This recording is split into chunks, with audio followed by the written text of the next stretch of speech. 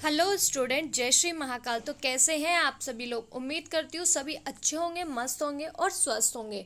मैं आप सभी का स्वागत करती हूँ यू विक्टर ज्ञान यूट्यूब चैनल के ऑनलाइन प्लेटफॉर्म पर।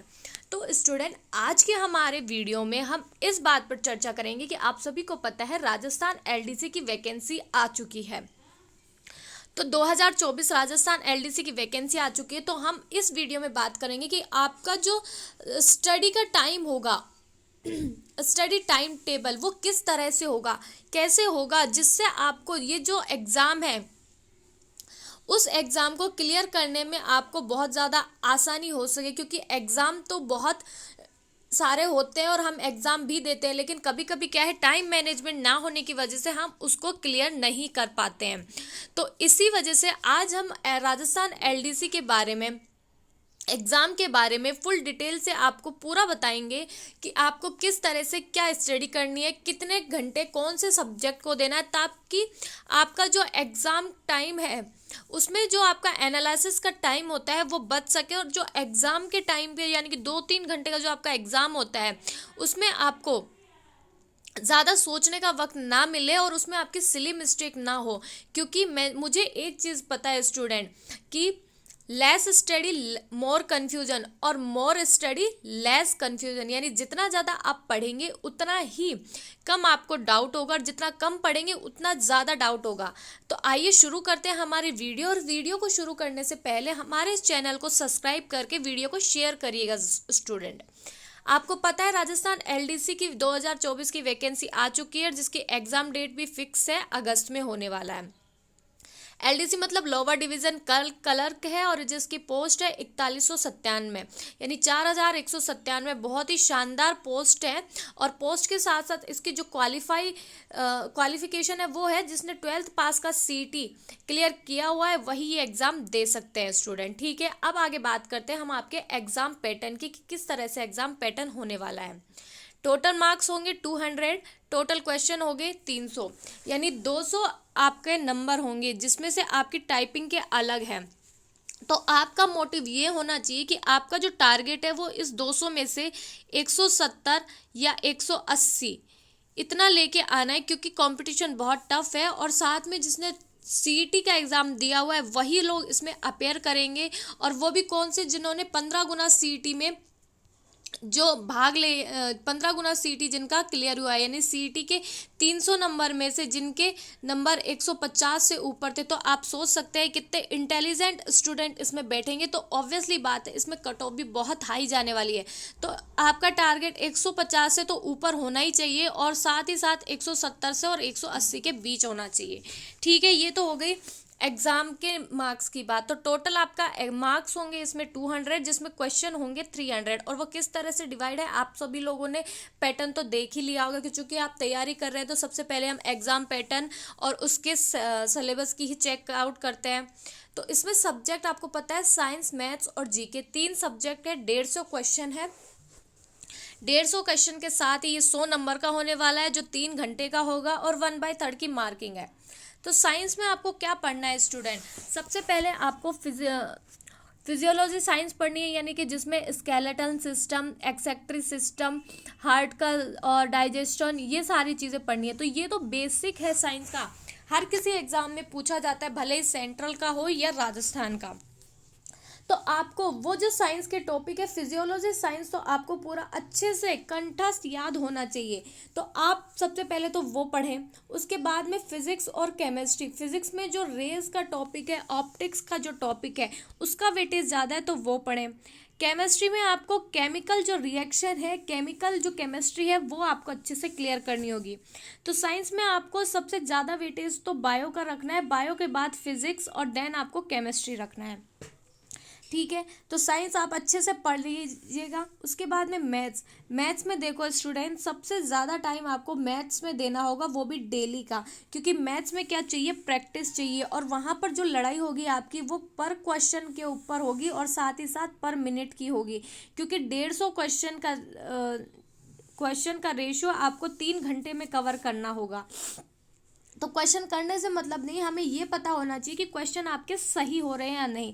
तो मैथ्स की प्रैक्टिस आपको डेली करनी होगी।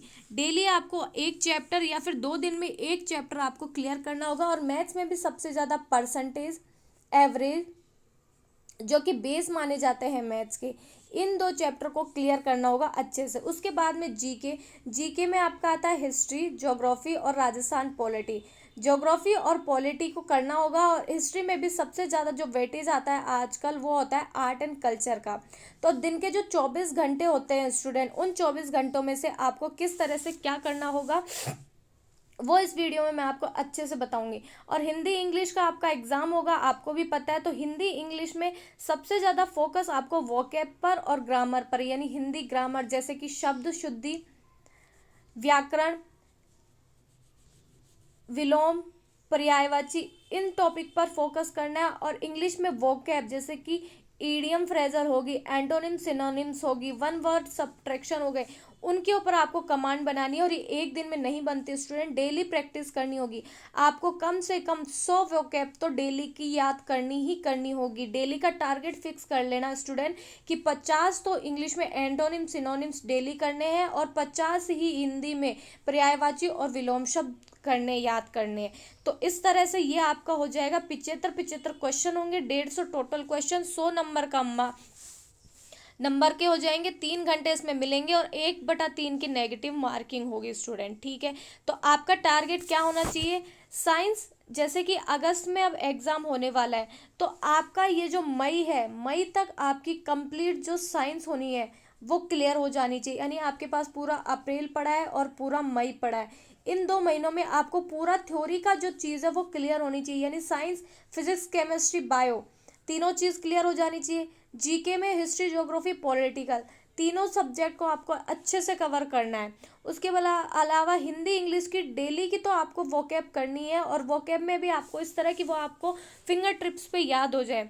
वोकैब 50-50 का टारगेट लीजिए, 8-10 दिन 50 का, उसके बाद में 100 का टारगेट रखना है स्टूडेंट, ठीक है। और मैथ्स तो आपको डेली प्रैक्टिस करनी है। डेली 2 दिन में एक चैप्टर आपको मैथ्स का प्रैक्टिस करना है। तो मई तक तो आपका हो गया पूरा थ्योरेटिकल पोर्शन, साइंस का, जीके का, हिंदी का, इंग्लिश का, और मैथ्स आपकी रनिंग में चलती रहेगी। इसके बाद जो मई के बाद में टाइम आएगा आपके पास जून का, जुलाई का, और लास्ट में अगस्त में तो आपके एग्ज़ाम है ही स्टूडेंट। तो अगस्त में जो आपका एग्ज़ाम है उसमें आपको क्या करना है? सबसे पहले तो आपका ये वोकैब और हिंदी इंग्लिश की वोकैब, जो कि आप देख सकते हैं बहुत सारे यूट्यूब चैनल जो हिंदी इंग्लिश की वोकैब की भी क्लास लेते हैं, उसमें कर सकते हैं मैथ्स। और आपको साथ के साथ स्टूडेंट, यानी कि मई तक तो पहले आपको थ्योरेटिकल पोर्शन पूरा क्लियर कर लेना है। उसके बाद में जून और जुलाई में आपको क्या करना है? जून और जुलाई, ये 2 महीनों में आपको जो आपने वोकैब पढ़ी है उस वोकैब का अच्छे से रिवीजन करके उसी के मॉक टेस्ट लगाने हैं मई, जून और जुलाई में।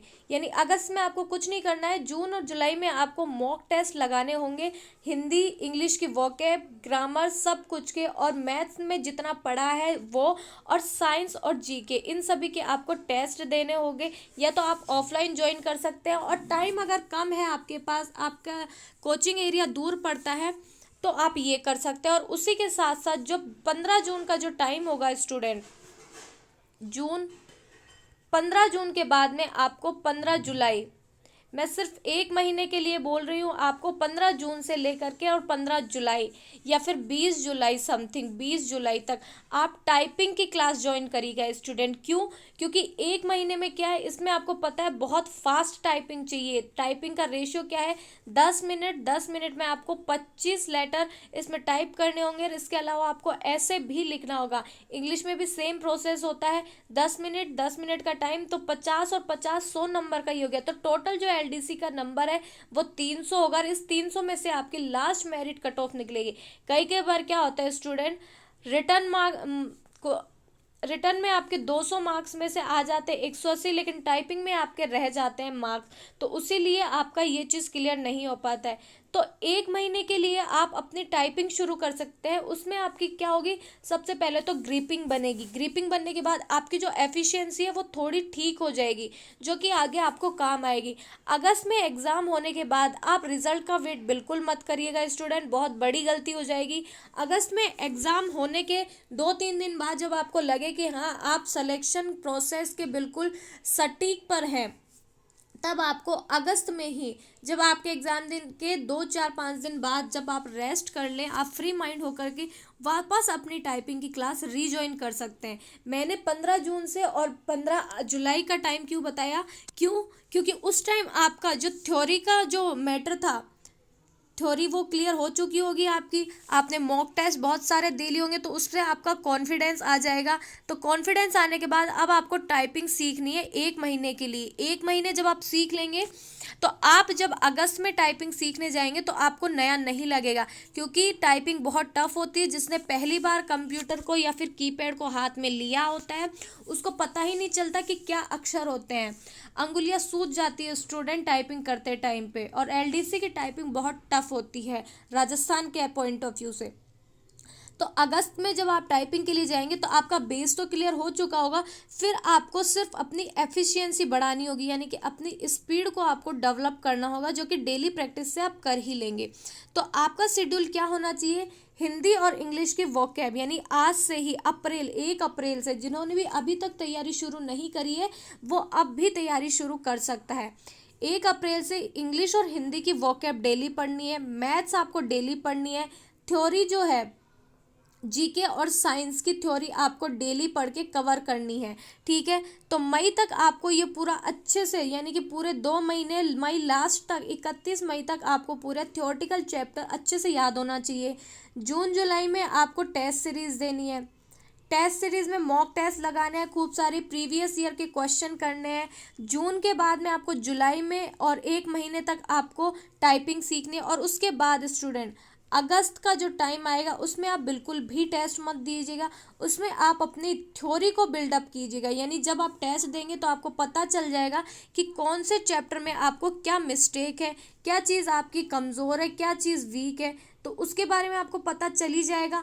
तो उसमें आपको क्या है, उस थ्योरी के पोर्शन को 1 महीने का जो टाइम मिलेगा, 15-20 दिन का अगस्त में, स्टार्टिंग अगस्त के और एग्ज़ाम के 1 दिन पहले तक आपको अपनी थ्योरी अच्छे से क्लियर करनी है।